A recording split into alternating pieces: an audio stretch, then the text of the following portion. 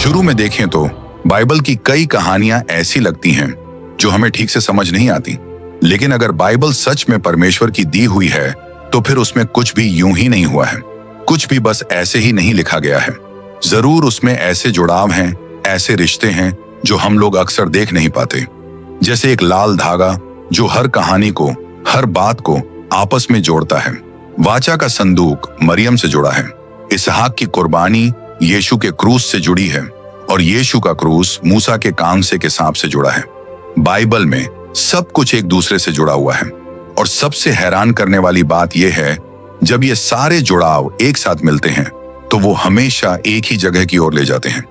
अब तैयार हो जाइए, क्योंकि आज आप जो जानने वाले हैं वो बहुत कम लोग जानते हैं और ये बात आपको बाइबल को एक बिल्कुल नई तरह से देखने में मदद करेगी।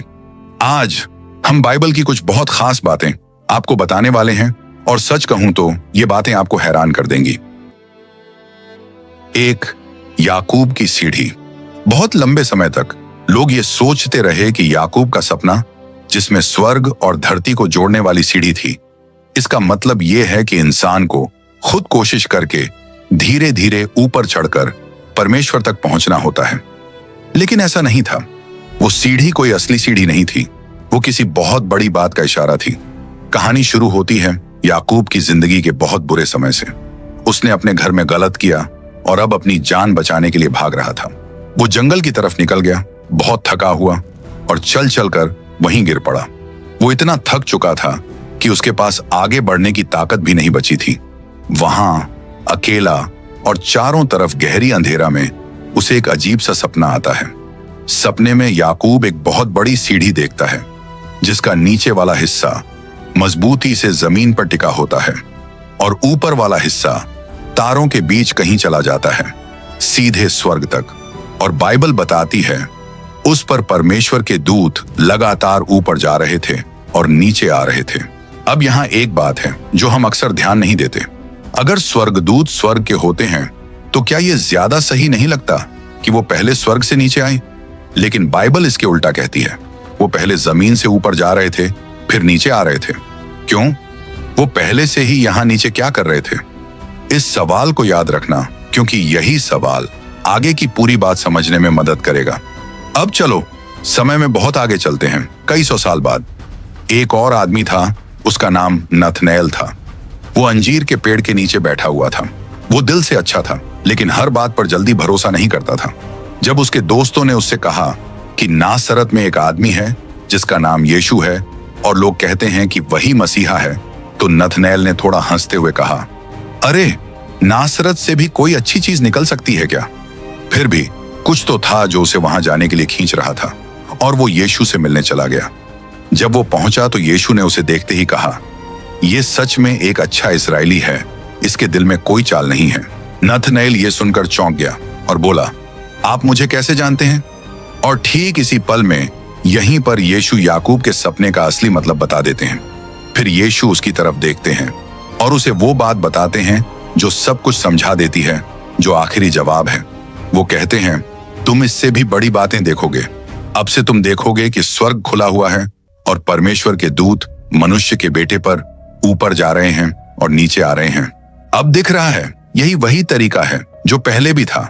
दूत पहले ऊपर जाते हैं, याकूब के सपने में दूत एक सीढ़ी पर ऊपर जाते और नीचे आते थे, और अब यीशु की बात में दूत उसी पर ऊपर जाते और नीचे आते हैं। मतलब यीशु ये कह रहे थे, नथनएल, क्या तुम्हें वो पुरानी कहानी याद है जहां स्वर्ग और धरती को जोड़ने वाली एक सीढ़ी दिखाई गई थी?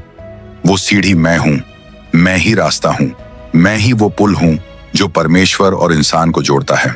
मैं ही परमेश्वर के पास जाने का असली रास्ता हूं। धर्म के नियम हमें ये कहते हैं कि खुद कोशिश करो, खुद ऊपर चढ़ो और परमेश्वर तक पहुंचने की कोशिश करो। लेकिन खुशखबरी ये बताती है कि परमेश्वर खुद हमारे पास आया।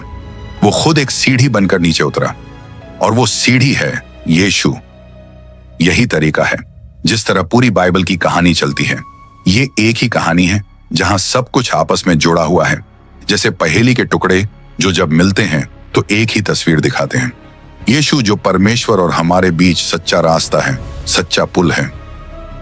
2, वाचा का संदूक फिर से दिखता है। अगर मैं आपसे कहूं कि इतिहास की सबसे पवित्र चीज कभी खोई ही नहीं थी, तो बहुत सालों से लोग वाचा के संदूक को ढूंढते रहे हैं। खुदाई करने वाले, राजा लोग और खजाना ढूंढने वाले सब उसे रेगिस्तान में खोजते रहे। 587 ईसा पूर्व में जब बाबुल वालों ने यरूशलेम को तोड़ दिया, उसके बाद से वो फिर दिखाई नहीं दिया। वो ऐसे गायब हो गया जैसे कोई निशान ही न छोड़ा हो। लेकिन यहाँ कहानी में एक बड़ा ट्विस्ट आता है। संदूक फिर से सामने आता है, और वो किसी गुफा में इथियोपिया में छुपा हुआ नहीं था। लूका, जो एक डॉक्टर थे और जिन्होंने सुसमाचार लिखा, उन्होंने हमारे लिए जैसे एक रास्ता छोड़ दिया। जो बात मैं अब बताने वाला हूं वो कहानी हम सब पहले से जानते हैं। लगभग क्रिसमस का समय है। मरियम, एक छोटी सी लड़की जिसे अभी पता चला है कि वो परमेश्वर के बेटे को लेकर चल रही है, वो ये खुशी की बात एक बड़ी रिश्तेदार को बताने के लिए जल्दी जल्दी निकल पड़ती है। पहली बार सुनने में ये बस एक भावुक सा परिवार वाला पल लगता है, लेकिन अगर ध्यान से सुनो तो समझ आता है कि लूका कुछ बहुत बड़ी बात कह रहे हैं। ये कोई साधारण कहानी नहीं है, ये एक छुपा हुआ इशारा है। लूका बताते हैं कि उन दिनों मरियम उठी और बिना देर किए पहाड़ी इलाके में यहूदा के एक शहर की तरफ चल पड़ी। अब जरा सोचो, लूका ये सारी बातें इतनी साफ क्यों बताते हैं? जल्दी में किया गया सफर, यहूदा का पहाड़ी इलाका, और ठीक 3 महीने वहां रहना, ये सब बातें ऐसे ही नहीं लिखी गई हैं। ये हमें एक बहुत बड़ी बात की तरफ ले जाती हैं जो नए नियम में छुपी हुई है। अब चलो 1000 साल पीछे चलते हैं।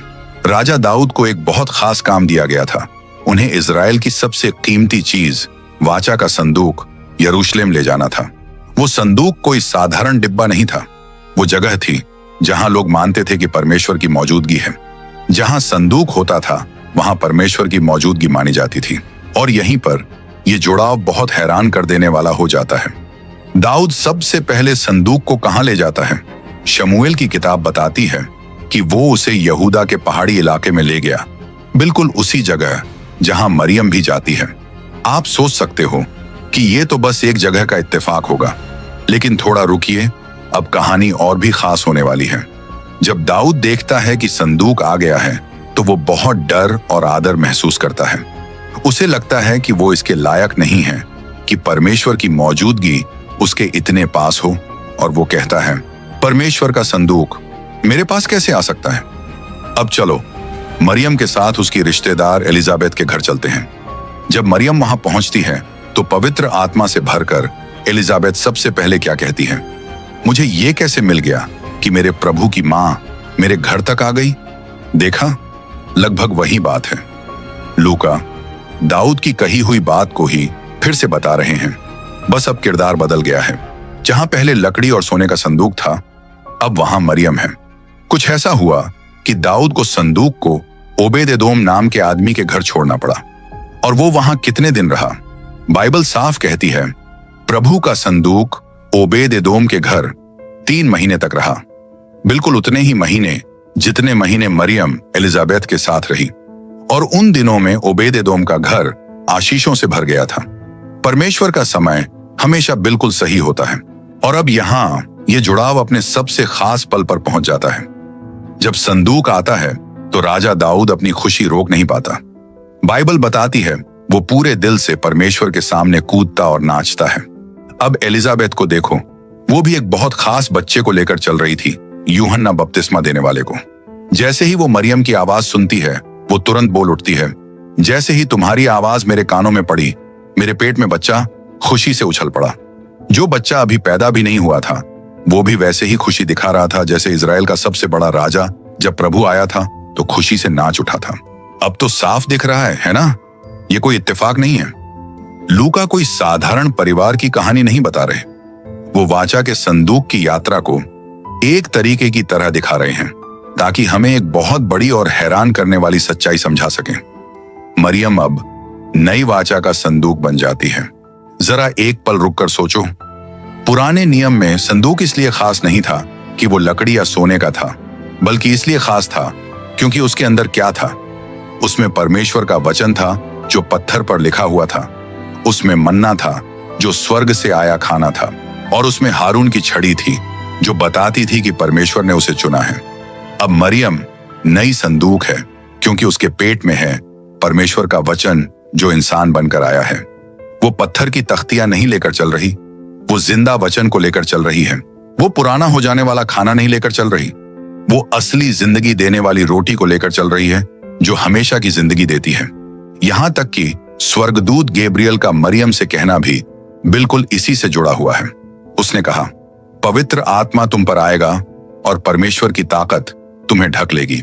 ढक लेना वाला जो शब्द है वही शब्द निर्गमन की किताब में भी आता है, जहां लिखा है कि परमेश्वर की महिमा का बादल उस तंबू पर आकर ठहर गया जहां संदूक रखा था।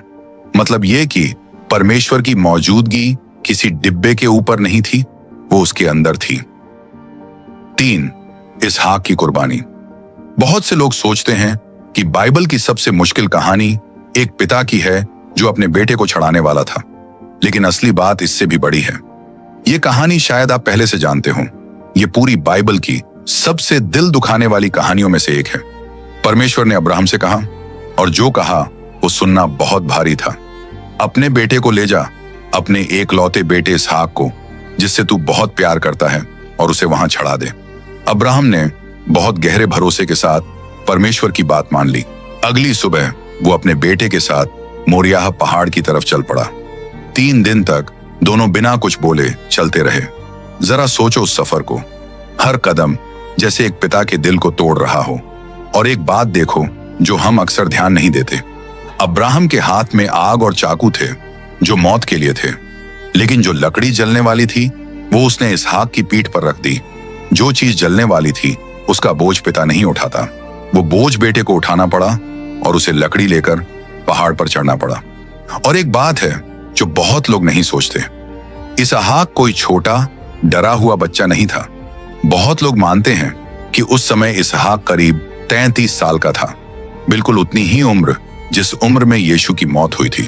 वो पूरा ताकतवर जवान था। वो चाहता तो मना कर सकता था, वो चाहता तो भाग सकता था, लेकिन उसने ऐसा नहीं किया। वो चुपचाप खुद को बांधने देता रहा। फिर उस भारी खामोशी के बीच इसहाक वो सवाल पूछता है जो सही भी लगता है और बहुत दर्द भी देता है। वो कहता है, पिता, आग भी है, लकड़ी भी है, लेकिन बलि के लिए मेमना कहाँ है?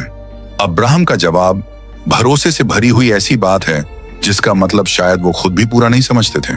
वो कहते हैं, बेटा, परमेश्वर खुद मेमना देगा। दोनों पहाड़ की चोटी पर पहुंच जाते हैं। वेदी तैयार होती है, इसहाक को बांध दिया जाता है। अब्राहम चाकू उठाता है, उसका हाथ कांप रहा होता है। उस पल में जैसे पूरी दुनिया सांस रोक लेती है। बस एक ही पल दूर उसकी सारी उम्मीद, उसका सारा भविष्य राख होने वाला होता है। और ठीक उसी समय प्रभु का दूत आकर रोक देता है। अब्राहम, रुक जाओ, लड़के को नुकसान मत पहुंचाओ। अब्राहम ऊपर देखता है और एक मेमना देखता है जिसके सींग झाड़ियों में फंसे होते हैं। एक सही बदला जो उसकी जगह मरने वाला था। परमेश्वर ने सब कुछ पहले से तैयार कर रखा था। इसहाक बच जाता है, मेमना उसकी जगह मर जाता है। तो अब सब ठीक है ना? लेकिन कहानी अभी खत्म नहीं हुई। लेकिन कहानी यहीं खत्म नहीं होती। सच तो यह है, यहीं से असली बात शुरू होती है। वो मेमना जिसका सिर कांटों में फंसा हुआ था, यही पूरी बात की सबसे बड़ी चाबी है। ये सब मोरियाह पहाड़ पर हुआ था और ये आने वाली बातों का इशारा था, जैसे पहले से ही दिखा दिया गया हो। अब जरा आगे चलते हैं, करीब 2000 साल बाद। जगह वही रहती है, मोरियाह का इलाका, जहां बाद में यरूशलेम बना। और फिर से एक पिता अपने बेटे के साथ चल रहा है, अपना इकलौता बेटा जिसे वो बहुत प्यार करता है। कहानी फिर से होती है, बिल्कुल वैसे ही, लेकिन इस बार अंत बिल्कुल अलग होने वाला है। अब इन बातों को ध्यान से देखो। एक पिता, उसका बहुत प्यारा इकलौता बेटा, और पहाड़ पर उसे चढ़ाने का हुक्म। इसहाक मोरियाह पहाड़ पर लकड़ी उठाकर चढ़ा। करीब 2000 साल बाद एक और बेटा, परमेश्वर का इकलौता बेटा, उसी पहाड़ी इलाके में एक और पहाड़ पर चढ़ा, जिस जगह को गोलगोथा कहते हैं, और वो भी अपने बलि के लिए लकड़ी यानी क्रूस उठाकर। और जैसे उस मेमने के सिर में कांटे फंसे थे, वैसे ही इस बेटे के सिर पर भी कांटों का ताज रखा गया। और अब यहां वो बात आती है जो सब कुछ बदल देती है। जब अब्राहम ने इसहाक पर चाकू उठाया तो परमेश्वर ने उसे रोक दिया। एक बदला था, पिता को उसका बेटा वापस मिल गया। लेकिन जब यीशु पर क्रूस पर परमेश्वर का फैसला आया तो चाकू नहीं रुका। स्वर्ग से कोई आवाज नहीं आई, पिता चुप रहे। इस बार कोई दूत नहीं आया ये कहने, अब बस यहीं रुक जाओ। इस बार कोई मेमना झाड़ियों में फंसा नहीं था, क्योंकि वही परमेश्वर का दिया हुआ मेमना था। अब ये कहानी सिर्फ आज्ञा मानने की जांच नहीं रहती, अब ये कहानी परमेश्वर का दिल दिखाती है। परमेश्वर अब्राहम से वो नहीं कह रहे थे जो वो खुद करने को तैयार ना हो। इसहाक पहाड़ से जिंदा उतर आया क्योंकि एक मेमना उसकी जगह मरा, और हमें जिंदगी मिलती है क्योंकि असली बेटा क्रूस पर गया और वहां मर गया। इसहाक का सवाल, मेमना कहां है, उसका पूरा जवाब सैकड़ों साल बाद मिला, यूहन्ना बपतिस्मा देने वाले के मुंह से। देखो, ये है परमेश्वर का मेमना जो दुनिया का पाप अपने ऊपर ले लेता है। और ये सिर्फ समझाने की बात नहीं है, खुद यीशु ने भी कहा था, तुम्हारे पिता अब्राहम को खुशी थी कि वो मेरा दिन देखे। उसने उसे देखा और बहुत खुश हुआ। पर अब्राहम ने ये कब देखा? उसने वो मोरियाह पहाड़ पर देखा, जब उसे एक पल के लिए समझ आ गया कि परमेश्वर खुद असली और आखिरी मेमना देगा। 4. बाबेल, लेकिन उल्टा। ये कहानी शायद तुम पहले से जानते हो। शुरू में सब लोग एक ही भाषा बोलते थे और सबका एक ही सपना था, खुद को बहुत बड़ा बनाना। उन्होंने कहा, चलो एक शहर बनाते हैं और एक मीनार बनाते हैं जो आसमान तक पहुंच जाए, ताकि हमारा नाम बड़ा हो जाए और हम पूरी धरती पर फैल न जाए। फिर परमेश्वर नीचे आए, उन्होंने उनका घमंड देखा और देखा कि सब लोग मिलकर गलत काम कर रहे हैं। और फिर जो उन्होंने किया वो सुनने में भी बहुत खास लगता है। उन्होंने कुछ ऐसा किया जो दिखने में छोटा सा था, लेकिन असर बहुत बड़ा था। उन्होंने कहा, चलो इनकी भाषा बदल देते हैं ताकि ये एक दूसरे की बात ना समझ सकें। जरा सोचो वो हाल, लोग चिल्ला रहे थे लेकिन कोई किसी को समझ नहीं पा रहा था। काम वहीं रुक गया। जो साथ था वो डर और शक में बदल गया, और आखिर वही हुआ जिससे वो बचना चाहते थे। वो पूरी धरती पर फैल गए। लेकिन अब यहां कहानी में एक नया मोड़ आता है। क्या तुमने कभी सोचा है कि परमेश्वर ने सजा के लिए खास भाषा ही क्यों चुनी? कुछ और भी कर सकते थे, लेकिन भाषा ही क्यों? क्योंकि परमेश्वर उस बात को कई साल बाद एक बहुत बड़ी और खास बात के लिए बचाकर रख रहे थे। उस सवाल को मन में रखो। अब चलो बहुत साल बाद यरूशलेम चलते हैं। यीशु के चेले एक कमरे में छुपे बैठे थे, डर से कांप रहे थे और उन्हें नहीं पता था कि अब क्या करें। उनका गुरु अभी अभी क्रूस पर मारा गया था। वो खुद को बहुत अकेला महसूस कर रहे थे। बाहर शहर में बहुत भीड़ थी। ये कोई आम दिन नहीं था, ये पेंटिकॉस्ट का त्योहार था। दुनिया के हर कोने से लोग आए थे। पार्थी, मादी, एलामी, मेसोपोटामिया से, मिस्र से और रोम से लोग वहां थे। हर तरह के देश के लोग, सब एक ही जगह पर। और तभी अचानक बहुत तेज आवाज हुई, जैसे बहुत तेज हवा चल रही हो, और पूरा घर उस आवाज से भर गया। फिर उन्होंने कुछ ऐसा देखा जो कोई सोच भी नहीं सकता था। आग जैसी जीभें जो अलग अलग होकर हर एक के ऊपर आकर रुक गईं, और उसी पल कुछ ऐसा हुआ जो किसी ने कभी सोचा भी नहीं था। सब लोग पवित्र आत्मा से भर गए और अलग अलग भाषाओं में बोलने लगे, जैसे आत्मा उन्हें बोलने दे रहा था। जरा रुक कर सोचो, क्या ये बाबेल में जो हुआ था उसका बिल्कुल उल्टा नहीं है? वहां भाषा बिगड़ गई थी, यहां भाषा साफ समझ में आ रही है। तो फिर ऐसा क्यों? पवित्र आत्मा जो खुद परमेश्वर है, अब उस पुराने फैसले को उल्टा क्यों कर रहा था? आवाज सुनकर लोग इकट्ठा हो गए और सब हैरान हो गए। लेकिन ये हैरानी बाबेल जैसी नहीं थी। वहां लोग कुछ समझ नहीं पा रहे थे, यहां लोग सब कुछ समझ रहे थे। पार्थी अपनी भाषा में सुन रहा था, मादी अपनी भाषा में, मिस्र वाला अपनी ही भाषा में।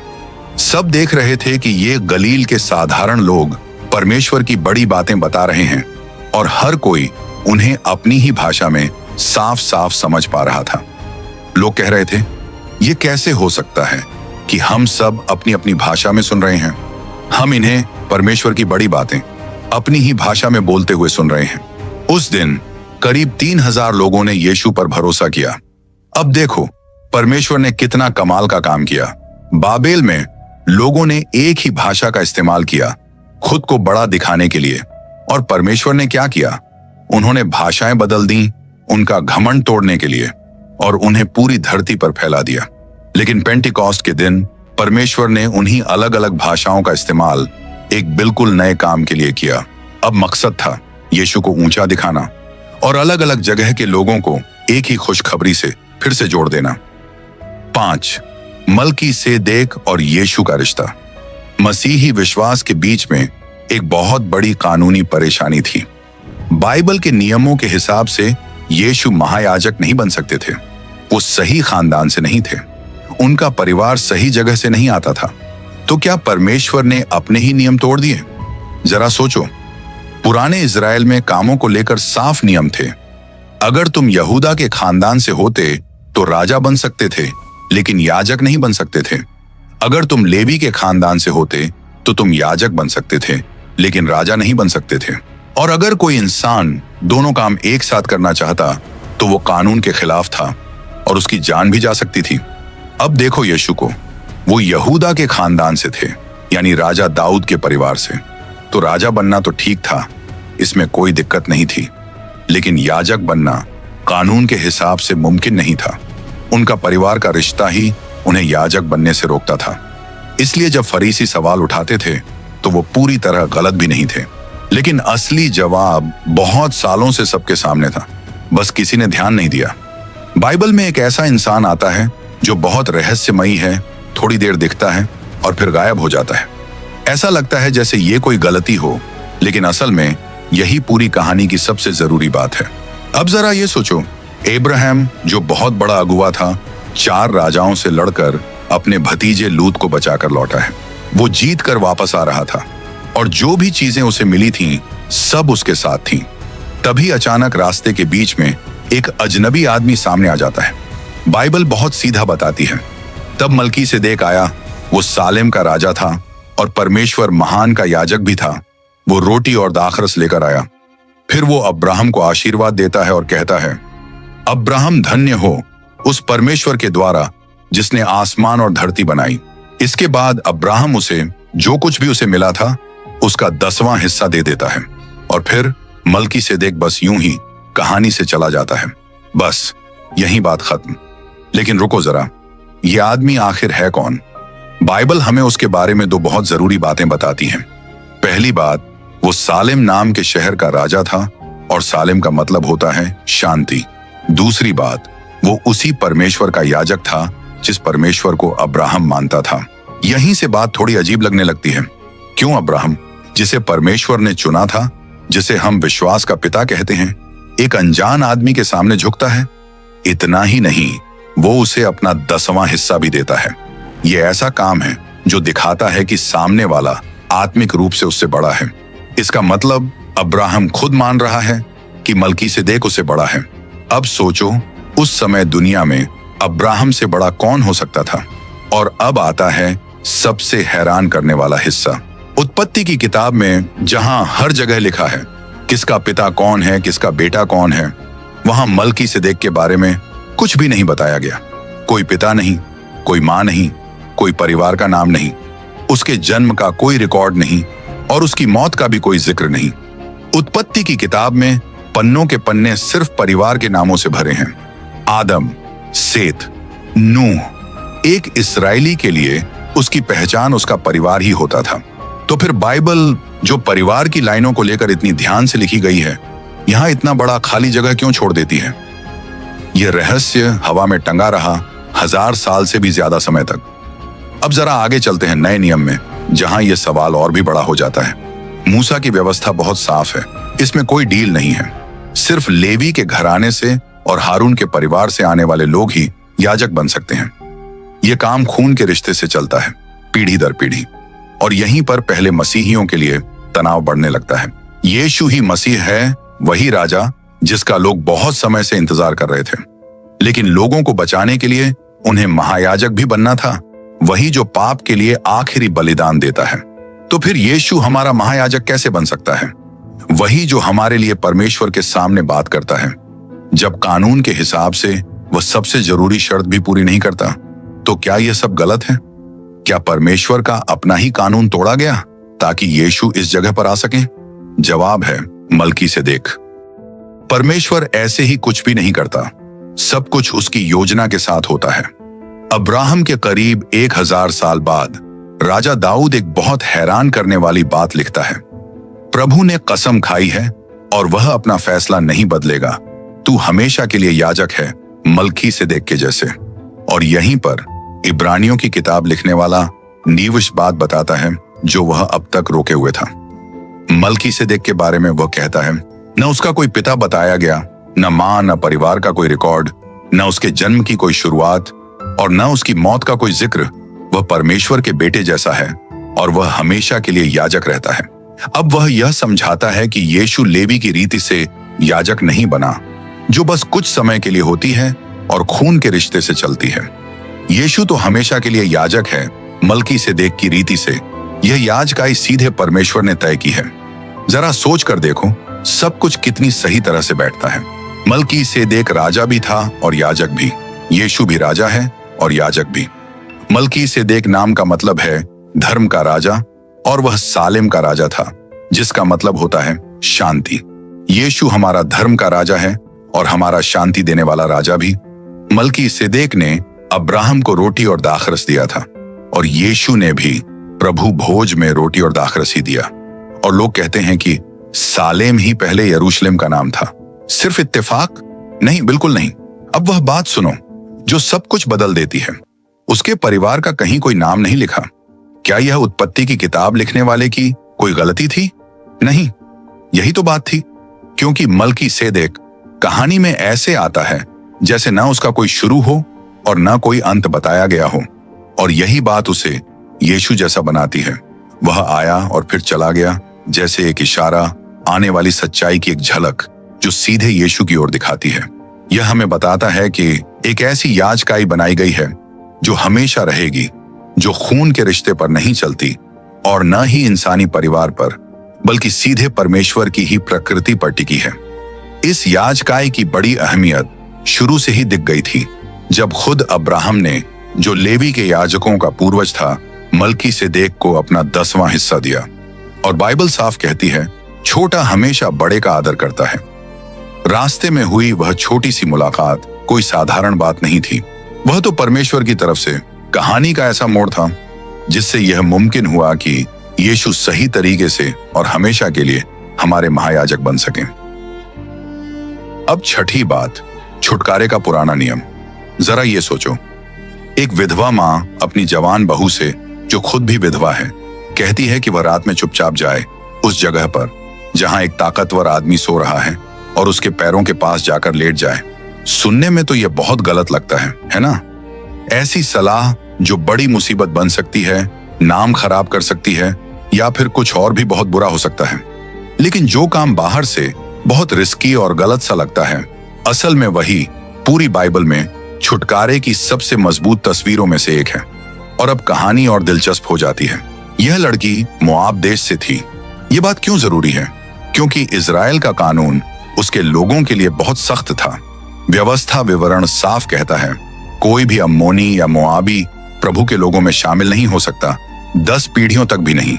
तो फिर ऐसा कैसे हो गया कि जिस लोगों को बाहर रखा गया था, उसी में से एक लड़की इस्राएल के एक बड़े आदमी से शादी करे और आगे चलकर महान राजा दाऊद की परदादी बने? ये कहानी है रूत की, एक जवान विधवा जो ऐसे लोगों में से थी जिन्हें दुश्मन माना जाता था। वह एक नए देश में आती है अपनी सास नाओमी के साथ, जिसने भी सब कुछ खो दिया था। उनके पास पैसे नहीं थे, कोई पहचान नहीं थी और आगे क्या होगा यह भी पता नहीं था। उस समय अगर कोई औरत विधवा हो जाती थी और उसके बच्चे भी नहीं होते थे तो उसका मतलब होता था गरीबी और अकेलापन। लोग धीरे धीरे उसे भूल जाते थे। उनके पास भूखे न रहने का बस एक ही तरीका था। रूथ खेतों में जाती और जो गेहूं के डंठल कटाई करने वाले लोग गिरा देते थे उन्हें चुन लेती थी। यह काम बहुत गरीब लोग ही करते थे। एक दिन परमेश्वर की योजना से वह एक आदमी के खेत में पहुंचती है जिसका नाम था बोअज। वह अच्छा इंसान था और उसके पास बहुत कुछ था। रूथ को बहुत हैरानी होती है क्योंकि बोअज उसके साथ बहुत प्यार से बात करता है। वह उसकी हिफाजत करता है, उसे पानी पीने देता है और भरपेट खाना भी देता है। कहानी आगे बढ़ती है और ऐसा लगता है कि अब सब ठीक होने वाला है, जैसे अब खुशखबरी आने वाली है। लेकिन फिर नाओमी रूथ से एक ऐसी बात कहती है जो सुनने में बहुत अजीब लगती है और थोड़ी डराने वाली भी। वह कहती है, रात में उस जगह जाना जहां बोअज सो रहा है, उसके पैरों से चादर हटाना और वहीं उसके पास लेट जाना। क्यों? इतना बड़ा रिस्क क्यों लेना जिसे लोग बहुत गलत समझ सकते थे और बहुत बुरा सोच सकते थे? यह कहानी किसी आम लव स्टोरी जैसी नहीं लगती। यह तो मजबूरी में लिया गया कदम लगता है। यहीं पर कहानी सिर्फ प्यार की नहीं रहती बल्कि कुछ बहुत बड़ी बात बन जाती है। रूथ जो कर रही थी वह किसी को बहकाने की कोशिश नहीं थी। वह तो मदद की एक कानूनी मांग थी, एक ऐसी बात जिसे उस समय के लोग अच्छे से समझते थे। जब रूथ ने बोझ के पैरों से चादर हटाई और उसकी चादर के किनारे के नीचे लेट गई तो वह बिना बोले कह रही थी, मैं सुरक्षित नहीं हूं, मेरी रक्षा करने वाला कोई नहीं है, मुझे अपनी हिफाजत में ले लो, मुझे अपनाओ। और जब बोअज जागा तो रूथ ने साफ कहा, अपनी चादर का कोना मुझ पर फैला दो क्योंकि तुम हमारे छुड़ाने वाले रिश्तेदार हो। वह इजराइल के एक बहुत खास नियम की बात कर रही थी जिसे कहा जाता था रिश्तेदार छुड़ाने वाला, इब्रानी भाषा में घोएल। और अब वह बात सुनो जो सब कुछ साफ कर देती है। उस समय इस्राएल में अगर किसी परिवार की जमीन चली जाती थी या कर्ज की वजह से लोग गुलाम बन जाते थे तो कोई भी आकर उन्हें बचा नहीं सकता था। छुड़ाने वाले रिश्तेदार का जो नियम था उसमें दो बहुत जरूरी बातें थीं। पहली बात, उस आदमी के पास इतना पैसा होना चाहिए था कि वह पूरा कर्ज चुका सके। दूसरी बात, और यह सबसे जरूरी थी, वह उसी परिवार का होना चाहिए था, अपना ही खून का रिश्ता। कोई बहुत अमीर आदमी दया करके मदद तो कर सकता था लेकिन कानून के हिसाब से वह तुम्हारी जमीन वापस नहीं दिला सकता था और न ही तुम्हारे परिवार का नाम फिर से खड़ा कर सकता था।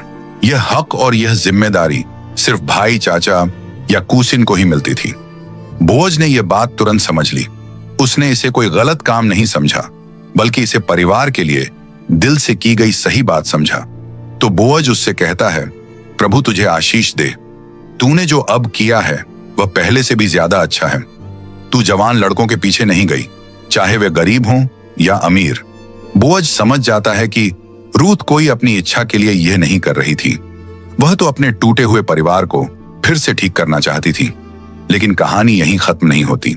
जब लगता है कि अब सब ठीक हो जाएगा तभी बोअज एक और बात बता देता है, यह सही है कि मैं छुड़ाने वाला रिश्तेदार हूं लेकिन मुझसे भी ज्यादा पास का एक और रिश्तेदार है। अब तो पूरा प्लान बिगड़ भी सकता था। अगले दिन बोअज शहर के गेट पर जाता है जहां ऐसे फैसले लिए जाते थे।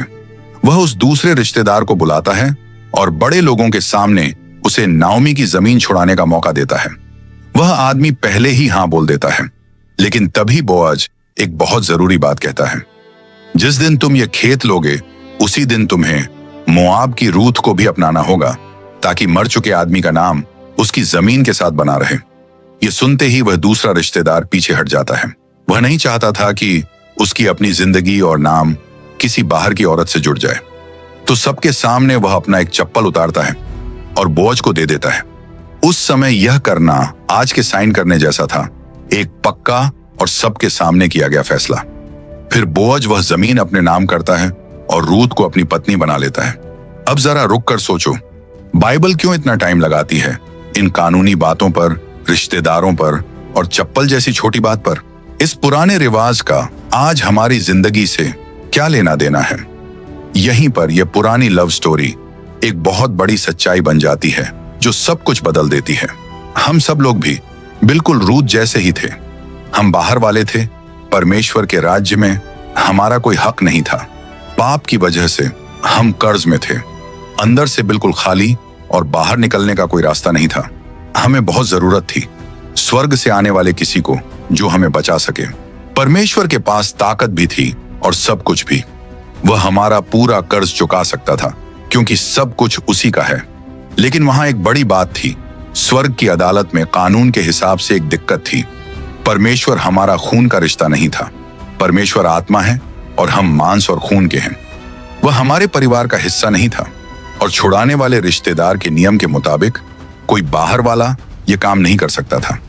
इसलिए हमारा छुड़ाने वाला बनने के लिए वह कोई स्वर्गदूत नहीं बन सकता था और न ही कोई दूर का स्वर्गीय प्राणी। उसे हम जैसा बनना था, उसे हमारा अपना बनना था, और यही काम यीशु ने सच में किया। इब्रानियों की किताब इसे बहुत साफ और गहरे तरीके से बताती है। क्योंकि बच्चे मांस और खून के हैं, इसलिए यीशु ने भी हमारी तरह मांस और खून लिया ताकि अपनी मौत से मौत की ताकत को खत्म कर दे। इसलिए जरूरी था कि वह हर तरह से हम जैसा बने, ताकि वह परमेश्वर के सामने हमारे लिए दयालु और सच्चा महायाजक बन सके और हमारे पापों के लिए माफी दिला सके। अब समझ में आ रहा है? मसीह को हम जैसा बनना ही था। यह कोई कहानी को सुंदर बनाने के लिए नहीं था। यह स्वर्ग के कानून की जरूरत थी। यीशु एक छोटे बच्चे की तरह पैदा हुआ। उसके अंदर इंसानों वाला खून था और वही खून उसने बहाया ताकि वह सही तरीके से हमारा छुड़ाने वाला रिश्तेदार बन सके। मसीह हमारे लिए बोझ बन गया। उसके पास हमारा पूरा कर्ज चुकाने के लिए सबसे बड़ी कीमत थी उसकी बिल्कुल साफ और बिना पाप की जिंदगी, और उसने खुद को हमारा अपना बना लिया। वह इंसान बना ताकि उसे पूरा हक मिल सके हमारी आजादी के लिए कानूनी तौर पर सब कुछ करने का। और कहानी के उस दूसरे रिश्तेदार की तरह नहीं, यीशु पूरा दाम देने को तैयार था, चाहे उसे कितनी भी बड़ी कीमत क्यों न चुकानी पड़े। उसने हमें सोने या चांदी से नहीं छुड़ाया, बल्कि अपनी जान देकर छुड़ाया। रूत की कहानी में एक आखिरी बात आती है जो सब कुछ बहुत अच्छे से जोड़ देती है। रूत जो पहले ठुकराई गई थी, जो दुश्मन माने जाने वाले लोगों में से थी, जब बोअज ने उसे अपनाया तो उसके यहाँ एक बेटा हुआ जिसका नाम था ओबेद। ओबेद यिशै का पिता बना और यिशै राजा दाऊद का पिता बना। जो औरत कभी बाहर वाली थी, वही आगे चलकर इजराइल के सबसे बड़े राजा की परदादी बनी और खुद मसीह यीशु की भी सीधी पूर्वज बनी। परमेश्वर ने एक जौ के खेत में हुई लव स्टोरी से हमें बहुत गहरी बात सिखाई। छुड़ाने वाले को हम जैसा बनना ही था ताकि वह हमें वापस अपना सके और हमें घर ले आ सके। अब 7वीं बात, पीतल का सांप। 10 आज्ञाओं में परमेश्वर साफ मना करता है कि मूर्ति या तस्वीर न बनाओ, लेकिन थोड़ी ही देर बाद परमेश्वर खुद मूसा से कहता है कि पीतल का एक सांप बनाओ, और किसी और चीज का नहीं बल्कि उसी सांप का जिसने बाग में हव्वा को धोखा दिया था, जो बुराई की सबसे बड़ी निशानी है। तो फिर परमेश्वर अपने दुश्मन की शक्ल क्यों इस्तेमाल करता है अपने लोगों को बचाने के लिए? इसका जवाब छुटकारे की पूरी योजना के सबसे गहरे और हैरान करने वाले राज को दिखाता है, और यह सब यहीं से शुरू होता है। जरा यह सीन सोचो, इजराइल के लोग फिर से रेगिस्तान में फंसे हुए हैं। वे बहुत सालों से चल रहे हैं और अब उनका सब्र पूरी तरह खत्म हो गया है। वे भूखे हैं, प्यासे हैं और परमेश्वर से और मूसा से शिकायत करने लगते हैं, तुम हमें मिस्र से क्यों लाए? क्या यहीं मरने के लिए? यहाँ न खाना है न पानी। परमेश्वर का जवाब तुरंत आता है और बहुत डराने वाला होता है। वह जहरीले सांप भेज देता है। लोगों को सांप काटते हैं और कई लोग मरने लगते हैं। डर के मारे वे सब मूसा के पास दौड़ते हैं मदद मांगने के लिए। मूसा उनके लिए प्रार्थना करता है, लेकिन परमेश्वर का जवाब सच में बहुत अजीब लगता है। परमेश्वर सांपों को हटाता नहीं है, उसकी जगह वह मूसा को एक चौंकाने वाला काम करने को कहता है। पीतल का एक सांप बनाओ और उसे एक डंडे पर टांग दो, और यहीं पर मामला और भी गंभीर हो जाता है। याद है वह आज्ञा? परमेश्वर ने खुद कहा था, कोई मूर्ति मत बनाना और उनके आगे मत झुकना। और ऊपर से सांप, जो धोखे की निशानी है, जो बाघ की गिरावट और शाप की याद दिलाता है। फिर भी परमेश्वर का कहना बहुत सीधा था और बहुत अलग भी। जिसे भी सांप ने काटा हो, अगर वह उस सांप को देख ले तो वह बच जाएगा। बचने के लिए लोगों को लड़ना नहीं था, कोई और बलिदान नहीं देना था, और यह साबित भी नहीं करना था कि वे अब अच्छे बन गए हैं। उनके पास बस एक ही काम था, अपना सिर उठाओ और उस पीतल के सांप को देखो। अगर वे देखते तो वे जिंदा रहते, अगर वे नहीं देखते, शायद इसलिए कि उन्हें यह बेवकूफी लगती या समझ में नहीं आता, तो वे मर जाते। ये बात रेगिस्तान में हजारों साल तक किसी को समझ नहीं आई। लोग सोचते रहे कि आखिर वह सब क्यों हुआ था। लेकिन अब आता है वह पल जहां सब कुछ जुड़ जाता है। अब 1400 साल आगे चलो। यरूशलेम में रात है। यीशु एक फरीसी से बात कर रहा है जो कानून सिखाने वाला है। उसका नाम है निकोदेमुस। और तभी यीशु वह राज खोल देता है जो सब कुछ एक साथ जोड़ देता है। वह उस अजीब रेगिस्तान वाली बात को अपने काम से जोड़ देता है। वह कहता है, जैसे मूसा ने सांप को ऊपर उठाया था, वैसे ही इंसान के बेटे को भी ऊपर उठाया जाएगा। यीशु जो बिल्कुल साफ और बेदाग है, खुद को शाप की निशानी से क्यों जोड़ रहा है? बिल्कुल। और यहीं पर सारी बातें एक साथ जुड़ जाती हैं और सब कुछ साफ समझ में आ जाता है। अब यह बात पकड़ो, वह पीतल का सांप पूजा करने के लिए नहीं था। वह यह दिखाने के लिए था कि पाप का फैसला हो चुका है और उसकी ताकत टूट चुकी है। जब लोग उसे डंडे पर टंगा देखते थे तो वे उसी जहर को देखते थे जो उन्हें मार रहा था। लेकिन अब वह बेकार हो चुका था। उसकी कोई ताकत नहीं रही थी और सबके सामने हार चुका था। यीशु यह कह रहा था कि वह खुद क्रूस पर वही तस्वीर बन जाएगा। वह अपने ऊपर हमारी सारी बुराई और सारा दोष ले लेगा, ताकि जब हम उसे देखें क्रूस पर उठाया हुआ, तो परमेश्वर हमारे पाप न देखे, बल्कि वह कीमत देखे जो यीशु ने हमारे लिए चुका दी। मूसा के समय की वह अजीब सी बात बस एक बार की घटना नहीं थी। वह तो आने वाली परमेश्वर की बड़ी योजना की एक झलक थी। इसे ऐसे समझो, रेगिस्तान में जो पूरा डेरा था, सांपों की वजह से मौत के नीचे आ गया था। और हम सब लोग भी जब पैदा होते हैं तो हमारे अंदर भी एक जहर होता है, पाप, जो आखिर में आत्मा की मौत तक ले जाता है। उनके बचने का तरीका यह नहीं था कि वे खुद कोई दवा बना लें और ज्यादा कोशिश करें या अपने दम पर कुछ कर लें। इलाज बहुत आसान था। सिर्फ देखो, भरोसे के साथ अपनी नजर उठाओ उस चीज की तरफ जो परमेश्वर ने दी थी, चाहे वह कितनी भी अजीब क्यों ना लगे। और अब आता है आखिरी सबसे बड़ा सवाल, सांप ही क्यों? क्योंकि क्रूस पर यीशु एक आत्मिक मतलब में हमारे शाप जैसा बन गया। प्रेरित पौलुस इसे ऐसे कहता है, मसीह ने हमें कानून के शाप से छुड़ाया, खुद हमारे लिए शाप बनकर। क्रूस पर यीशु ने सिर्फ हमारे लिए जान नहीं दी, उन्होंने हमारे पाप का पूरा जहर खुद अपने ऊपर ले लिया।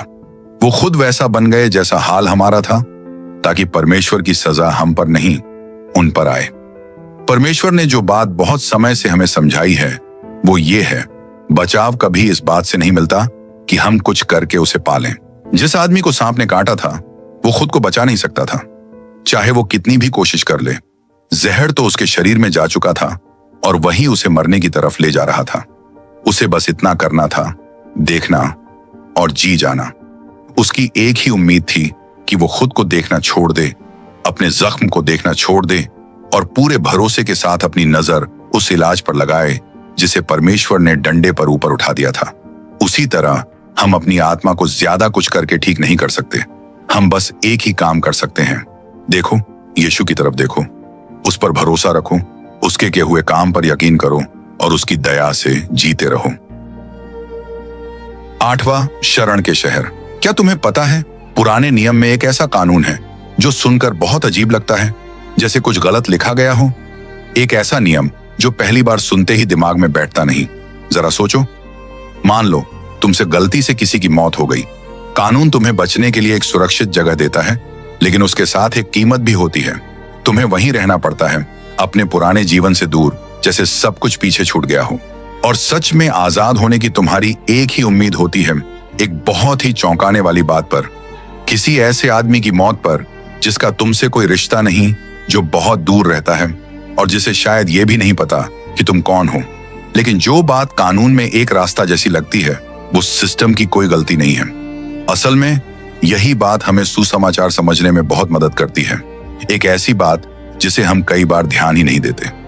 जरा ये सोचो, तुम बहुत पुराने समय के इजराइल में हो, किसी से झगड़ा हो गया, काम करते वक्त कुछ गलत हो गया और किसी की मौत हो गई। अब कानून बहुत सख्त है, आंख के बदले आंख, जान के बदले जान। और जो आदमी मरा है उसके परिवार में एक ऐसा इंसान होता है जिसे खून का बदला लेने वाला माना जाता है, घर का ही कोई करीबी जिसका काम ही यही है कि वो तुम्हें ढूंढे और सजा पूरी करे। लेकिन अपनी समझ में परमेश्वर ने कानून में बचने का एक रास्ता दे दिया।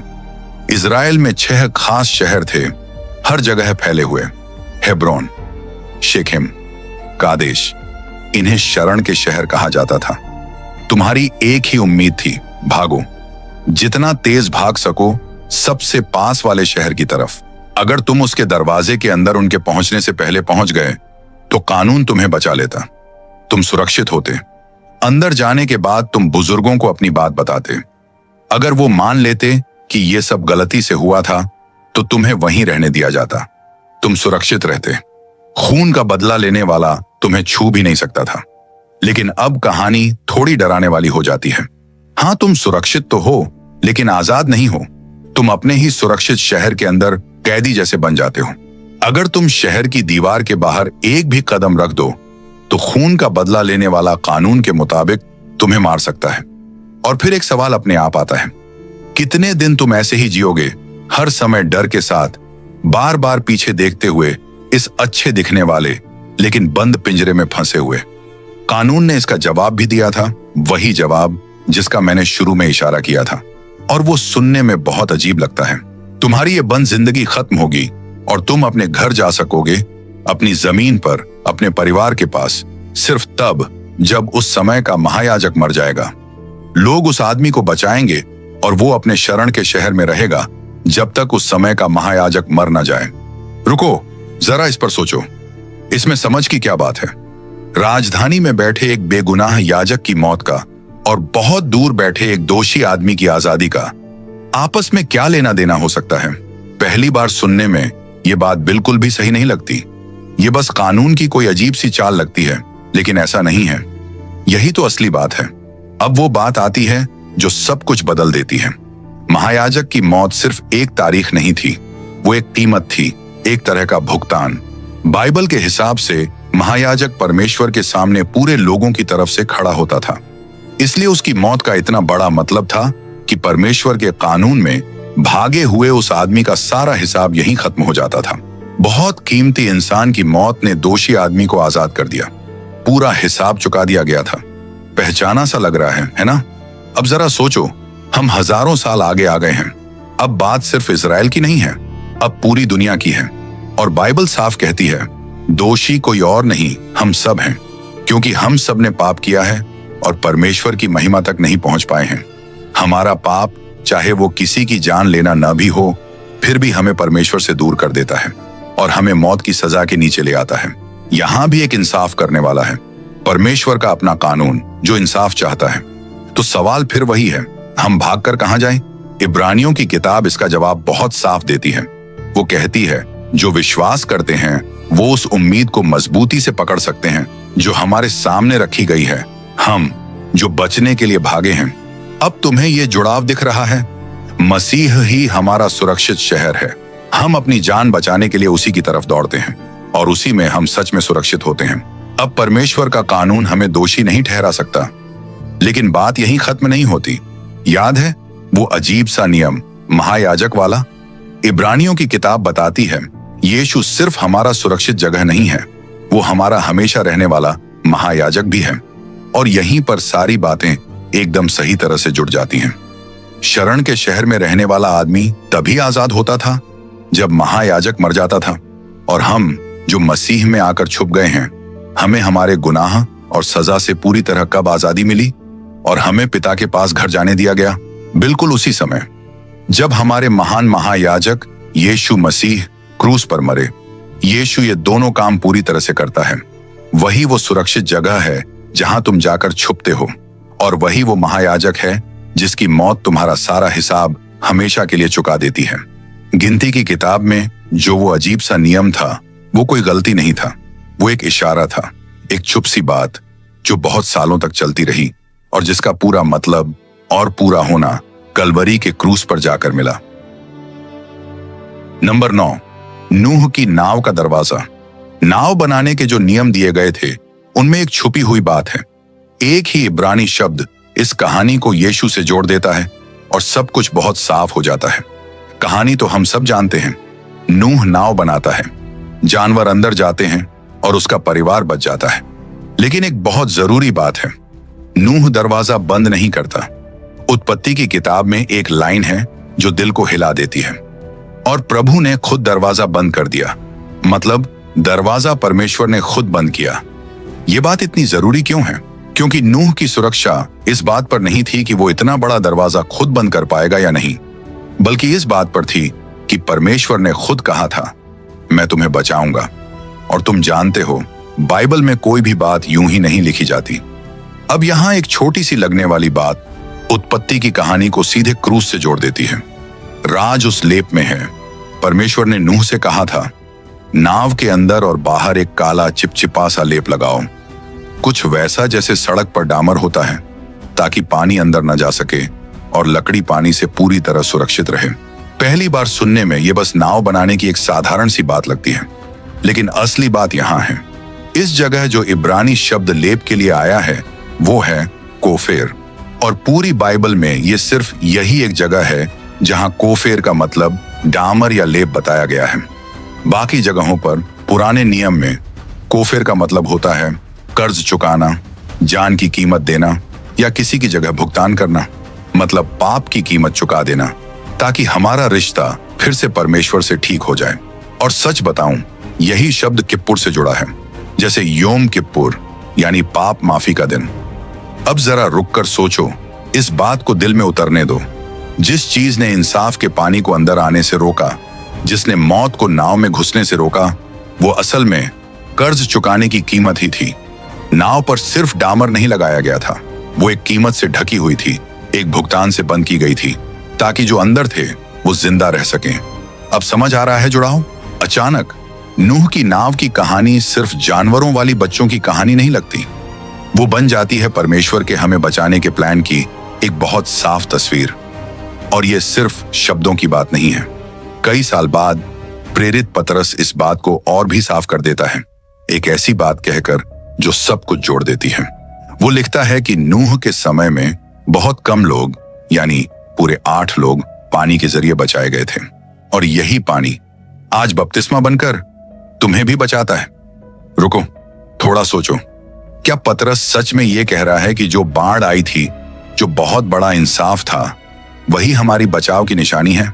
हाँ, बिल्कुल यही। और यहीं पर कहानी एक नए और गहरे मतलब में चली जाती है। नाव सिर्फ एक नाव नहीं थी, वो आने वाली बात का इशारा थी, एक झलक जो आगे होने वाला था उसका।